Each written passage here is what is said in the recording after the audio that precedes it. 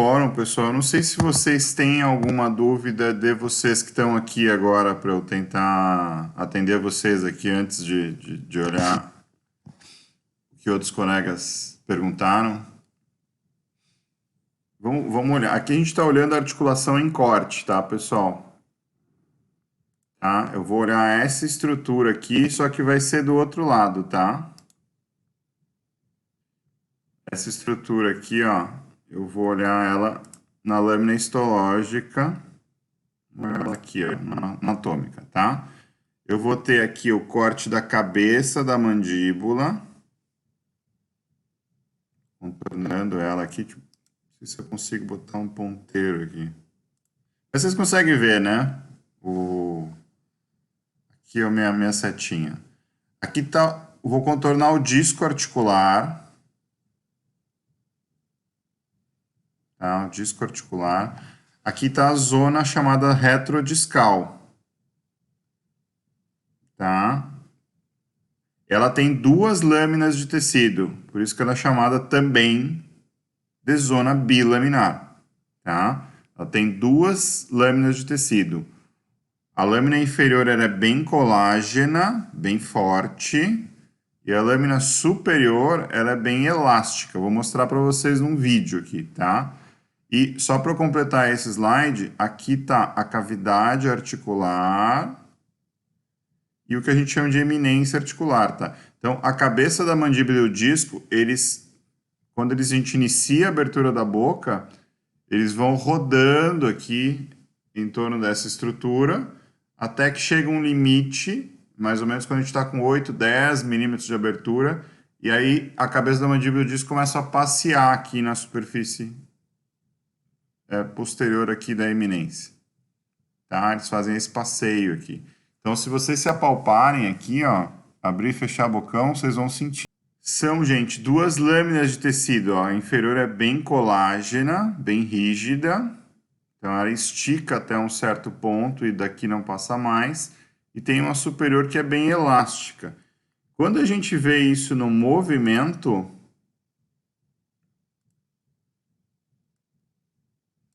fica tudo mais fácil.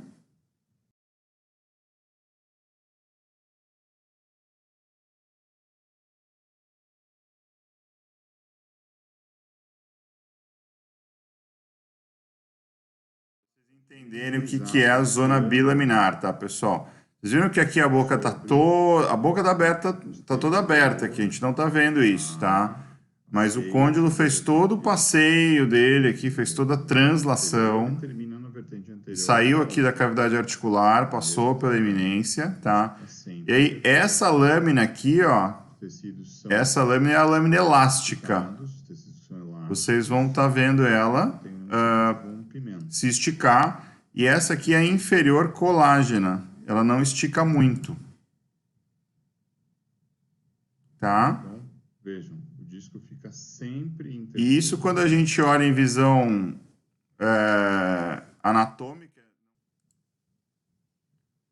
mas a gente enxerga isso aqui também por via artroscópica, tá? Depois eu vou tentar postar um vídeo aqui de artroscopia, porque a gente enxerga isso aqui por dentro daí. Então, essa lâmina aqui, ó, vocês veem que ela é bem elástica, não parece com o desenho lá que está no livro do Ockesson, que eu botei, ó. Tem essa curvaturinha aqui, como se fosse uma sanfoninha, um acordeon, ó. Então, essa lâmina é bem elástica, quase toda a formação dela. Ela tem um ligamento aqui no meio. Tá? Ela tem um ligamento colágeno ali no meio que dá uma certa rigidez ali para ela. Quando ela está esticadinha dá para ver, tá? Deixa eu sair daqui. Fiquei na dúvida da localização do estilo mandibular e do esfenomandibular, dos ligamentos, tá? Então vamos lá, gente. Isso aqui nunca vou perguntar numa prova, isso, tá? Mas vamos lá. Vamos olhar, não se preocupem que... Então, gente, os ligamentos, tá? Os ligamentos externos mais importantes, né? Considera isso aqui, gente, que a cápsula também por si só é um ligamento, tá? A tela está representada aqui no desenho, ó. A gente está olhando por dentro a mandíbula. Tá olhando por dentro, ó, de dentro para fora, tá? Aqui está o ligamento que vai do processo estiloide, fica aqui atrás do, né? Por dentro do osso esfenoide, tá? E ele vai até a região posterior da mandíbula, aqui, ó. Abrir e fechar, ele estaria por essa região aqui, tá? Então, ele é um limitador do movimento inferior da mandíbula. Mas um limitador bem passivo, tá, gente? O ligamento não tem função ativa. Ele, quando a musculatura trabalha, ela faz com que o ligamento estique, né? E o ligamento determina o máximo que pode esticar, tá? E aí, quando tem uns corpúsculos neurológicos lá dentro dos ligamentos, né, que eles se ativam e dão um sinal lá para o cérebro quando o ligamento está esticado, tá? E aí isso provoca normalmente um reflexo inibitório do músculo, tá? Então, existe um processo fisiológico que tem um componente neurológico nos ligamentos, tá? E você tem esse aqui que vai lá do osso esfenoide, ele vem por dentro aqui, um pouco mais profundo, e vai inserir na região da mandíbula, que a gente chama de língula, é bem junto da entrada do nervo, que dá sensibilidade para a mandíbula, que é o nervo alveolar inferior, tá? Então, isso aqui para o estudante de odontologia, eu sei que não é o caso de vocês, tá? Mas esse ligamento aqui, a gente presta atenção nele, porque ele não é exatamente palpável por dentro da boca, mas quando o paciente abre o bocão, a gente olha dentro, ele forma uma crista tecidual lá que a gente usa, às vezes, como referência para anestesiar aqui a mandíbula, tá? Para o estudante de fonoaudiologia, é mais um conhecimento de ordem geral, né? Porque na prática do dia a dia de vocês, vocês vão trabalhar muito pouco em cima desses ligamentos, mas ele é um dos ligamentos também que ajuda a sustentar, limitar o movimento inferior da mandíbula, né? Porque, em tese, a musculatura abrindo a boca, que o indivíduo em pé, eu não tenho limitadores inferiores que não a própria tensão dos tegumentos, tá? Tegumento é tecido mole, né? E os ligamentos são um tecido fibroso, assim, mais rígido, tá? Ele é composto por um colágeno mais rígido, né? Em uma grande quantidade, tá? Então, de certa forma, ele é um limitador também do movimento de abertura de boca, né?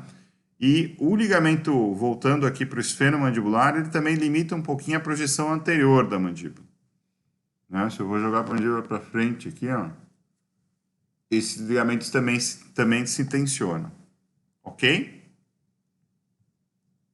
Então, sobre ligamentos, acho que é isso. Deixa eu voltar. Obrigado, Cassiele, pela pergunta, tá? Gil, não foste tu que tinha feito aqui. Gil, eu estou postando aqui uma resposta no fórum.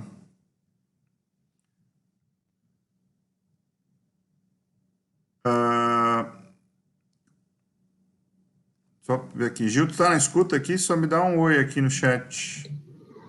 Bom dia. Bom dia, meu filho, tudo bem? Obrigado pela tua Tudo. pergunta aqui. Assim, ó, cabeça da mandíbula e côndilo são a mesma coisa, tá? Cabeça da mandíbula é o nome mais contemporâneo. Côndilo mandibular é como a minha geração aprendeu, tá?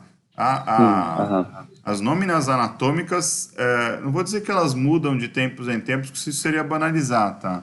Mas os anatomistas estão sempre tentando aperfeiçoar isso, entrar num consenso que abranja, se não todas as línguas do mundo, tá, gente? Mas que abranja a maior parte dos idiomas, né? Então, essas associações internacionais de anatomia, elas pensam na população como um todo, né? Nós que falamos aqui o português, né? As diferentes línguas europeias, as diferentes línguas que tem na África, né? As diferentes línguas que tem na Ásia, que a gente não se dá conta aqui no Oriente, né, gente? Mas mais de 30% da população do mundo vive entre a China e a Índia, tá? Então, quando você propõe uma nomenclatura, em tese, era uma nomenclatura que deveria funcionar para o mundo todo, tá? Claro, não é sempre assim que funciona, né? A gente encontra no mundo todo gente vivendo nas mais diferentes condições, tá? Mas a ideia é essa, né? E vocês então vão encontrar essa nomenclatura, às vezes no latim, às vezes em línguas até que a gente não utiliza tanto, tá? Mas há uma tendência de padronização, tá? Não quer dizer que está errado usar fora do nome, até porque, por exemplo, meus professores chamavam cavidade articular aqui da mandíbula de fossa glenoide. Eu aprendi fossa glenoide ainda, tá? Eu sou formado há mais de 20 anos já. E hoje em dia chama cavidade articular. Eu tenho que ensinar vocês cavidade articular. Eu tenho que tentar usar o nome mais contemporâneo, por quê? Porque isso vai fazer parte da geração de vocês, tá? Então, um pouquinho para vocês entenderem, porque as coisas mudam de nome aleatoriamente. De certa forma, sim, tá? Mas tentando seguir um processo racional, e geralmente tem sociedades internacionais aí que tentam entrar num consenso a respeito disso, tá? Depois perguntaste, meu filho, o que são cavidades aeradas, né? Cavidades aeradas, gente, deixa eu ver a face, gente, ela é toda oca, tá? Principalmente o maxilar superior, tá? Então, aqui eu acho que tem uma foto boa. Então, se a gente olhar para, ó, faz quando tu tá olhando para mim, Gilmar, eu fiz uma fatia aqui, ó. Passou uma saque da serra elétrica, do professor Baraldi, né? E me cortou aqui mais ou menos na região do dente pré-molar, tá? O que a gente está vendo aqui, ó? Aqui estaria a cavidade oral, os dentes, tá?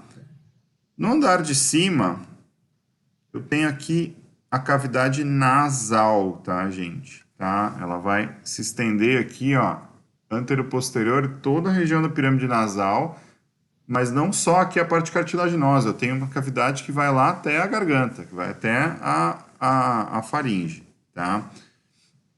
E dentro da cavidade nasal, então, eu tenho ar. Por si só, ela é uma cavidade aerada, tá? Mas ela se comunica com outras duas cavidades que estão no interior da maxila. Então, quando eu tenho uma cavidade assim, que é comunicante, mas ela é, vamos dizer assim, ela tem uma localização anatômica, paredes bem conformadas, a gente chama isso de seio, tá? Então, isso é um seio, né? Eu tenho vários tipos de seios. Aqui são os seios da face, são aerados, né? Mas, por exemplo, eu tenho também a nomenclatura de seios, né, para algumas estruturas de ordem vascular, principalmente lá no cérebro. Tem algumas regiões do cérebro que a gente chama de seios, né? São preenchidos por sangue, né? Então, aqui eu tenho os seios da face são preenchidos por ar. E eles são cavidades acessórias à cavidade nasal, tá? Quais são as funções dos seios paranasais, gente? Tá? Aqui eu vou tentar explicar para vocês, mas se não ficar claro, isso a gente pode trabalhar, mais adiante vocês vão trabalhar com o professor Eduardo, né? Parte de crescimento facial, tá? A face humana, ela é uma evolução da face dos demais mamíferos que são quadrúpedes, tá? Então, andam sobre 4 patas e tem uma face que fica no plano horizontal, tá? Então, a face humana fica no plano vertical, tá? A figura do focinho que tem lá nos mamíferos, né? Pensa num cachorro aí com um focinho bem grande, um Doberman ou sei lá, um pastor alemão, esses animais que têm o focinho mais pronunciado, ou um Basset, para ser uma coisa mais delicada, tá? Eles têm uma face no plano horizontal, tá? Tem uma cavidade nasal bem longa, projeta para fora do crânio, tá? A nossa face ela é vertical, tá, gente? E se a gente for olhar o nosso crânio, diferente dos crânios dos animais, a gente tem uma projeção aqui do córtex frontal, que é provavelmente a evolução do cérebro que nos deu a capacidade do uso da razão, do pensamento. Tudo isso fica aqui no lóbulo frontal, tá? E ele fica para cima da face. Praticamente a nossa face ela tem a tendência de ser reta ou discretamente convexa. Tá? Essa é a tendência da face na maior parte das etnias da espécie humana. Tá? Então é preciso, dentro desse processo evolutivo, a nossa face precisou ter leveza.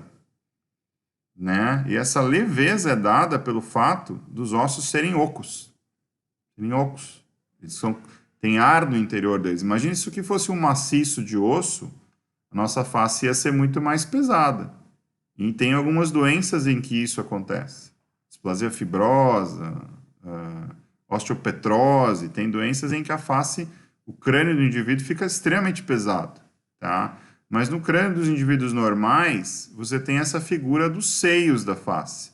Além disso, gente, os seios da face têm uma função importante no processo de aquecimento e de aeração. Desculpe, aeração. De aquecimento e de umidificação do ar, tá? Por quê? Porque dentro dessa cavidade aqui eu tenho ar, algum armazenamento. A maior parte do fluxo de ar, quando a gente inspira pelo nariz, vai passar pela parte inferior daqui da fossa nasal, tá? E eu tenho duas estruturas que vocês estão vendo aqui no mouse, ó. Estão aqui representadas, que a gente chama de cornetos. Antigamente chamava-se de conchas nasais, porque ele tem uma forminha de concha, tá? E aqui não está representado porque eu estou olhando só crânio esquelético, mas eles têm uma mucosa bem vascularizada, tá? O corneto ele é gordinho de tecido, né? E aqui o ar passa e ele é umidificado porque as células aqui da superfície dos seios paranasais e dos cornetos, toda a mucosa de revestimento do nariz, no septo também, ela produz muco, tá? Produz muco. Vocês podem ter a experiência do narizinho de vocês agora, ele é todo úmido por dentro, tá? E essa umidade é dada pelo muco, que é uma secreção que ajuda a umidificar o ar, tá? Ele é muito rico em água, né?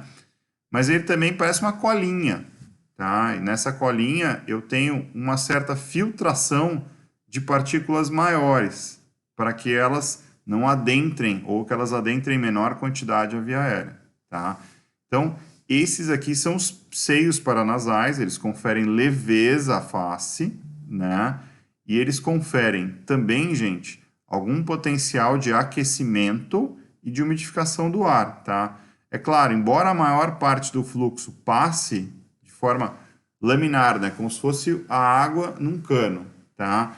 Pela parte inferior do nariz, eu sempre tenho algum grau de turbinioramento do ar aqui que ajuda a misturar ar que já está aquecido com o ar que está entrando, tá? Então, isso melhora a possibilidade de aquecimento do ar, né? Isso que é tão importante que a gente cuida tanto para que a pessoa respire pelo nariz, que a via aérea esteja livre, né? Porque quando a gente respira pela boca, para dar um exemplo de clínica, bem clínica de fono, tá? Vou tratar uma respiração oral. Para quê? O paciente está vivo, está respirando, tanto faz ele respirar pela boca ou pelo nariz, né? Está respirando, tá? Só que quando ele respira pelo nariz, eu tenho esse potencial muito maior de aquecimento, de umidificação, tá? E além disso, eu tenho uma resistência maior à passagem do ar, que quando eu inspiro pelo nariz, eu tendo a resistência adequada, meu nariz sendo saudável, eu vou ter um inflar da cavidade torácica mais adequado, tá? Então, os principais seios paranasais, os maiores em termos de volume, estão na maxila, são seios maxilares, tá? Mas não tem só eles, né? Aqui vocês estão vendo representado, aqui na minha tela ele é um amarelo mais escuro, assim, tá? Aqui está um osso do crânio chamado etmoide, né? E o etmoide, ele é todo celular, ele é todo cheio de células, né? Essas células também contêm ar no seu interior. São chamados seios etmoidais e eles são todos intrincados aqui, mas todos têm comunicação aqui com a cavidade nasal, tá? E para cima dessa estrutura, eu vou ter aqui na minha fronte o seio frontal aqui, que forma a minha testa. Tá? Testa não é só para passar botox, tá, gente? Testa também tem uma função, o osso frontal aqui tem um aspecto funcional, porque dentro dele eu tenho um seio variável também chamado seio frontal, tá? Então, e por último, dentro dos seios da face, eu não falei tanto deles porque eu falei muito do seio maxilar, tá? Tô dando aula de face. Esses outros seios, o seio etmoidal, seio frontal e um outro seio chamado seio esfenoidal, eles são seios que estão localizados no crânio, tá? No crânio, que a gente chama de neurocrânio, tá? Então, mas também são ossos aerados, tá? Se vocês tiverem curiosidade em tempinho, eu posso tentar abrir uma tomografia aqui e mostrar isso para vocês. Posso dizer então que é por causa da presença de ar. Sim, as O cavidades são aerado tem a ver aeradas com a porque presença de elas... ar. exatamente. Em situação saudável, elas têm que ter ar no seu interior, tá? Uhum. Nós vamos pegar aqui, ó. Estão acompanhando aí, Gil? Ó, Sim. tô olhando a face de frente, ó. Tô passeando nela, tá? Eu vou do início ao fim aqui mostrando para vocês, ó. Estão reconhecendo que tem um narizinho aqui, ó? Faz de conta que sou eu sendo fatiado aqui, tá? Ó, cavidade nasal. Vendo aqui em cima, ó. Esse é o seio frontal, que tá lá na testa. Tá lá na fronte, no osso frontal aqui. Tá? Cavidade nasal tá aqui, tô na altura dos dentes incisivos. Vou indo um pouquinho mais, ó, seios maxilares. Tá vendo que tem uma comunicação aqui? Isso aqui é o que a gente chama de ósteo ou meato, tá?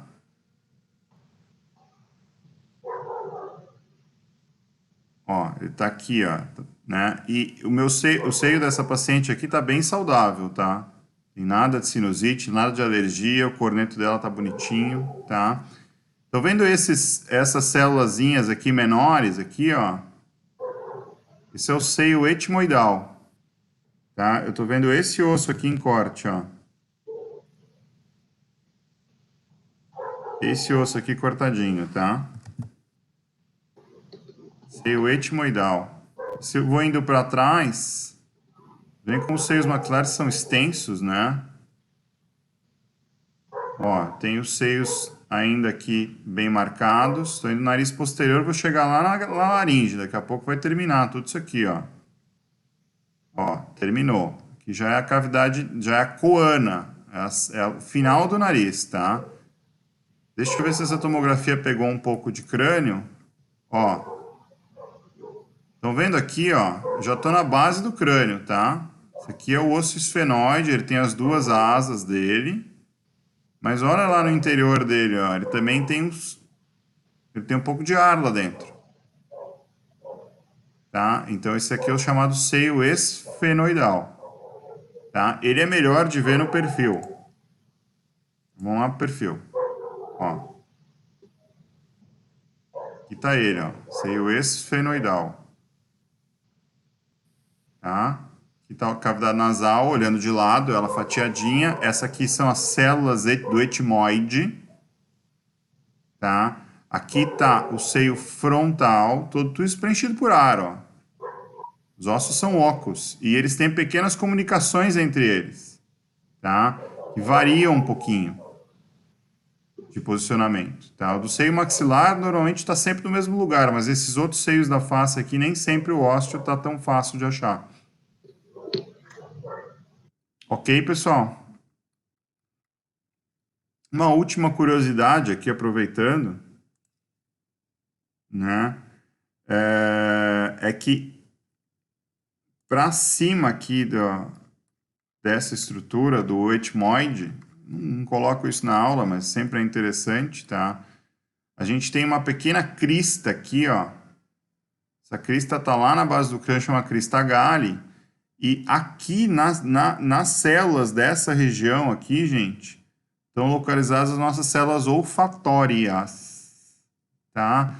Então, lembra que eu falei que a face humana é a evolução do focinho dos demais mamíferos, né? O focinho dos demais mamíferos é riquíssimo em quantidade dessas células aqui, tá? Muito mais do que nós humanos, né? É por isso que os animais, dos mamíferos principalmente, né? Pega o cão, os felinos, né? Para dar dois exemplos, assim, fáceis do convívio com vocês, tá? Eles têm o faro muito apurado porque eles têm ricamente, é grande a quantidade dessas células e uma conexão muito íntima com o cérebro, tá? Em nós humanos, esse faro já não é tão aguçado, né? Porque a gente tem menos dessas células, enfim, o nosso cérebro também acabou se acostumando a se ocupar com outros tipos de memórias e pensamentos, né, que fazem parte aí da nossa espécie, tá? Vou voltar aqui para vocês. Onde é que estão vocês aqui? Meu Deus, mais perdido que tudo, tá? Então, era isso, Gil. Obrigado pela Isso aí. pergunta, tá? Obrigado, meu filho. Stephanie, fiquei em dúvida. Deixa eu ver se eu não pulei ninguém aqui, não, né? Stephanie, prof, fiquei em dúvida no slide disco articular e não menisco. Qual não divide a articulação e qual não determina o movimento? Tá, obrigado pela tua pergunta, Stephanie. Vou tentar responder, tá? Aqui tá o nosso disco articular, tá, Stephanie?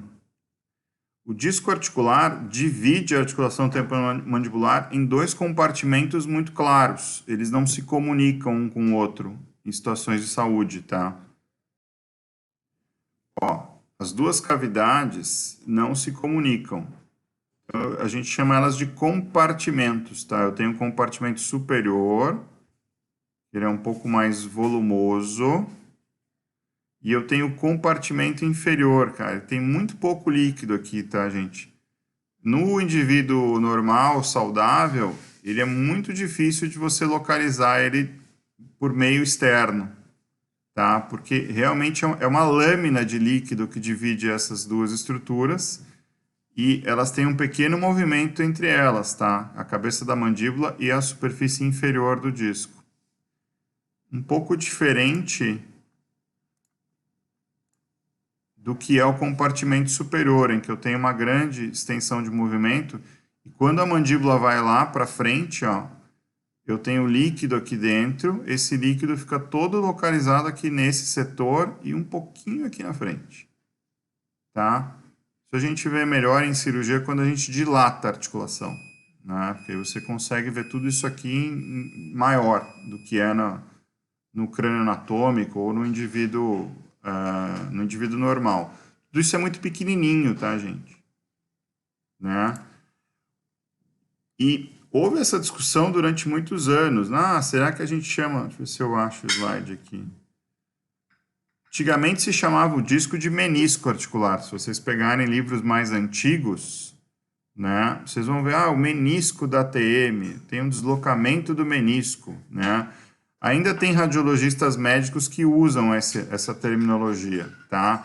Mas vejam, ó, os meniscos lá do joelho, eles não dividem a cavidade do joelho em mais de um setor, tá? Eu tenho uma cavidade só e os meniscos servem como amortecimento, tá? Então foi por isso que os anatomistas entenderam que era justo distinguir essas duas estruturas, porque elas têm composição diferente e têm uma função diferente. O menisco realmente ele só, né, como se fosse pouco, tá?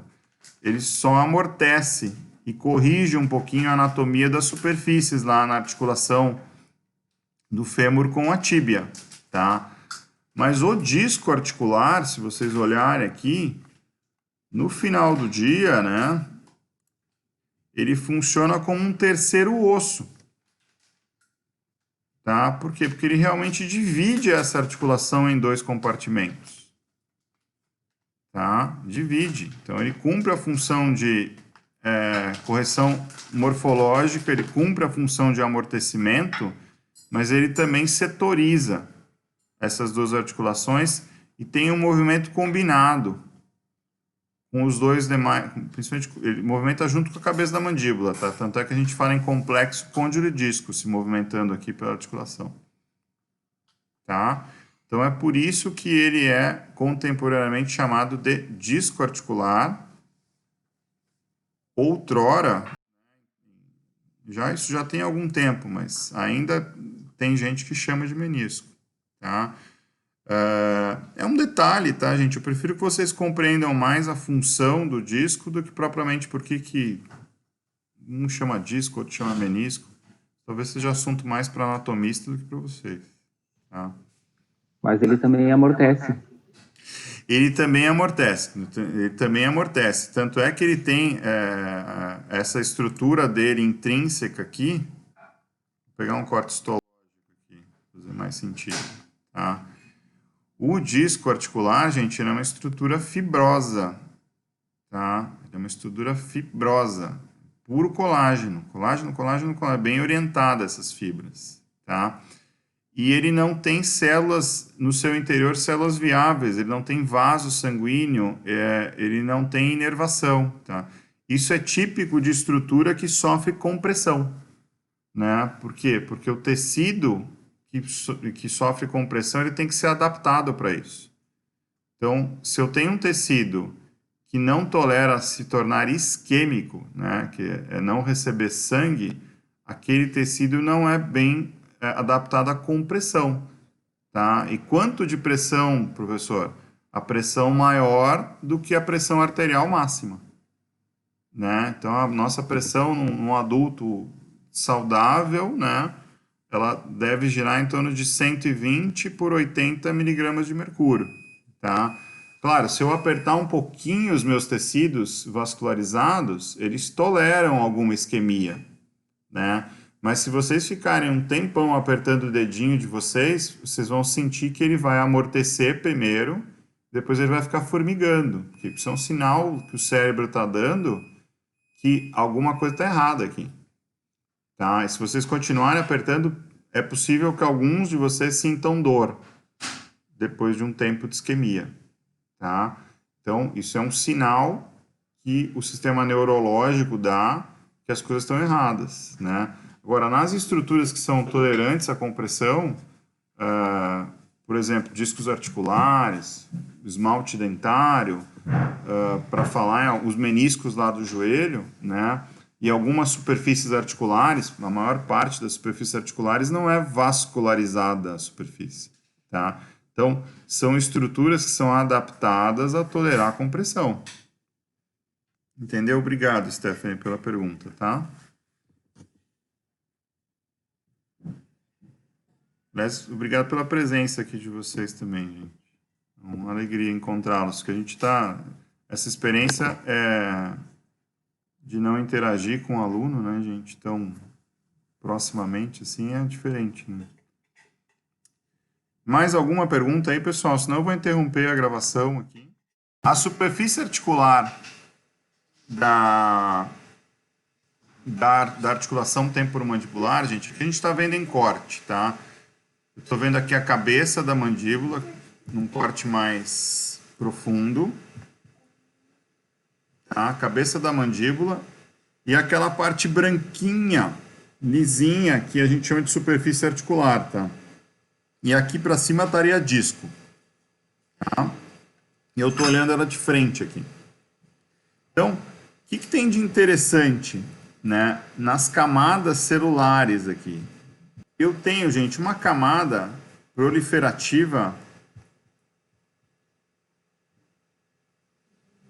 que está aqui na A. Ela está na superfície da articulação. Tá? Na superfície e na subsuperfície. Tá? Aqui eu tenho células se proliferando, né? E elas estão bem próximas aqui do líquido sinovial, então elas têm uma boa nutrição, tá? Conforme elas vão se proliferando, e eu vou tendo substituição celular aqui, o que vai acontecendo? Elas vão ficando mais longe do líquido sinovial, e aí elas vão se diferenciando num tecido que é mais, assim, é mais amigo da falta de sangue, da falta de oxigênio, que são as cartilagens, tá? Então, eu tenho progressivamente uma diferenciação em células cartilaginosas. Então, a superfície é fibrosa lá, celular na superfície. Eu tenho potencial de divisões celulares aqui, então eu tenho potencial de crescimento, de remodelação, tá? Mas conforme elas se afastam aqui da área onde eu tenho a tensão de oxigênio, que é garantida pelo líquido sinovial, eu vou tendo aqui uma modificação celular, elas vão se diferenciando em condrócitos, células produtoras de cartilagem, tá? E que me dá uma certa resiliência para essa estrutura. Ela é interessante, essas diferentes camadas celulares são interessantes também do ponto de vista mecânico, tá? E o condrócito, quanto mais eu tiro oxigênio dele, mais chance eu tenho dele, aliás, quanto mais perto do osso ele está, mais chance ele tem de receber algum grau de calcificação. E, normalmente, quando isso acontece, nessa interface com ossos, as células se degeneram e eu vou tendo o que a gente chama de ossificação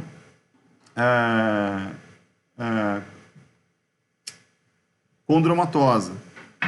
Tá? É a transformação de tecido cartilaginoso em osso, que é a maior parte representa esse padrão aqui, a maior parte do crescimento de ossos longos. Tá? Então, aqui na articulação temporomandibular, as minhas divisões celulares, a maior parte delas não aconteceu aqui a partir dos condrócitos, e sim a partir das células da superfície. Tá? Nos ossos longos, você não tem esse crescimento acontecendo nas superfícies. Deixa eu sair daqui um pouquinho e voltar depois. Nos ossos longos, normalmente eu tenho uma área de crescimento, gente, localizada numa estrutura chamada de epífise. A epífise, ela fica longe da superfície. Tá? E na epífise, normalmente eu tenho uma lâmina de tecido de cartilaginoso, né? E outras células também, que são capazes de, então, se dividir, se proliferar, né? E elas sofrem calcificação nas regiões mais próximas aqui, nas interfaces com o tecido ósseo, elas sofrem calcificação, tá? Então é assim que os ossos longos crescem, né? Um crescimento que a gente chama de endocondral, esse é o nome certo, tá? Qual que é a diferença, então, da ATM para outras articulações? É que essas outras articulações aqui, elas têm um potencial um pouco mais limitado de remodelar a superfície, né? Então, e também na manifestação de algumas doenças articulares, né? Por exemplo, artrite reumatoide, raramente a ATM é a primeira articulação afetada. Raramente, tá?